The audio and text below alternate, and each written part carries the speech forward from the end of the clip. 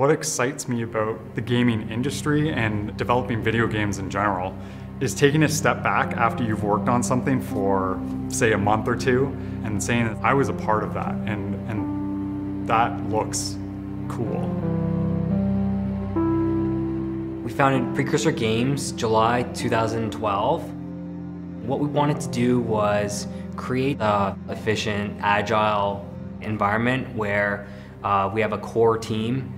Precursor Games is unlike any other studio that I've worked at before.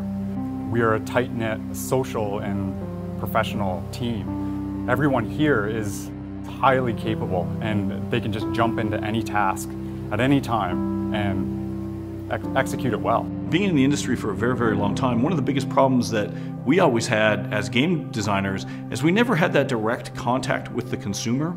So with digital distribution, we can look to ways to raise our own money and interact directly with the consumers and have that direct feedback that allows us to do things in many, many different ways and ways that haven't been done before. When we had the idea to start Precursor, we felt that we were at the forefront of this changing industry. And unless you are flexible and responsive to those changes, you just can't adhere to what the community wants.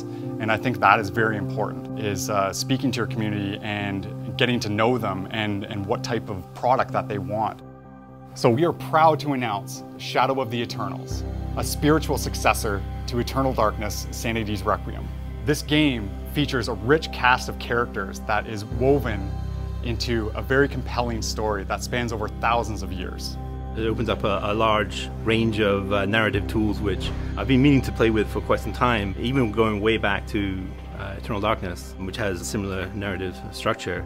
Now we've moved on to more playful, more innovative techniques, and now there's lots of competition at area, so we need to basically raise the ante and provide something that is more compelling for a modern audience. With working on the original title, Sanity's Requiem, I was exposed to the cult-like following that kind of surrounded the game and how kind of popular that title was. And I've always been really kind of attracted to wanting to see that through into kind of a follow-up. And I think seeing how technology has evolved nowadays and bringing in real-time dynamic lighting and bringing in those high particle effects is something that I'm really excited to kind of pursue. We chose the Crytek engine because we are able to realize our vision artistically and even through gameplay of what we want to accomplish. The CryEngine 3 really offered us a lot of technology at our disposal. They have incredible workflow, the dynamic lighting, so many features in the engine that are cutting edge. We really worked hard in evaluating it to make sure that we would be able to produce a game that we'd be proud of and that would look fantastic. Precursor's been able to leverage some of the major features of the CryEngine for use within their game, and they've been able to apply their skill, talent, and speed to produce already very high quality assets as well as gameplay. One point that I like to make about the CryEngine is that it's not designed to make bad art look good, but rather to make good art look even better, and this is precisely what we're seeing with a team like Precursor. We follow the investigation of Paul Becker. He's been called to a crime scene where there's been a massacre in this abandoned asylum. 2 survivors remain. One person who's completely clean cut and looks like he's right off of Wall Street. Another who looks like he's dressed in full colors from a biker gang. You are interrogating 2 people that are giving you different versions of the same story. They've lost their memory of who they are, they can't remember anything, and they want to kill each other. Your job is to figure out what parts of each of these people's story is the truth. It takes place over thousands of years at several different locations. So as we bring in different areas, I can introduce instruments that are associated with that area. So as a composer, it's a real treat to work on something like that because I have so many flavors to work with. We've layered on a lot of mystery, and even explaining it hopefully will not destroy the allure of wanting to discover it.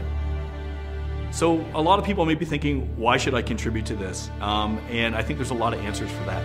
First off, we are a group of very experienced people. This is what we want to do, and it's going to give us a conduit to create a game that otherwise probably wouldn't be made in the traditional gaming industry through a traditional publishing relationship. It's the only way the game's going to get made. And we think that by releasing it episodically, we can keep putting out little portions and people can decide with their wallet whether they want us to continue.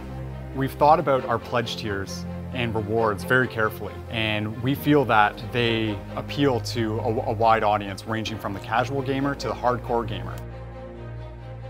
But for our early adopters, we are offering limited edition rewards, such as exclusive in-game items, as well as exclusive physical merchandise. You'll notice in our teaser trailer and our gameplay trailer, it says, in collaboration with the Order of the Unseen. Upon pledging, you will gain entry into the Order of the Unseen. We're able, through the Order of the Unseen, to allow gamers to actually create games that they want to play. Your level of interaction is totally up to you, but you will have an opportunity to interact. You will have an opportunity to participate and contribute to the content. And that's something I know me as a gamer, I certainly would love to do.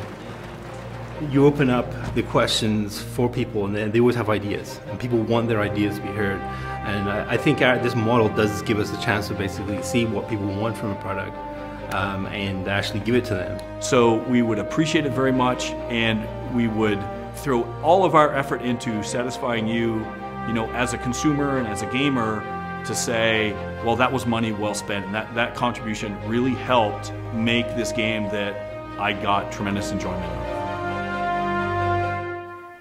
We need your help and contributions to make this game a reality, and we've come up with a list of great incentives in exchange for your support. For more information, go to shadowoftheeternals.com.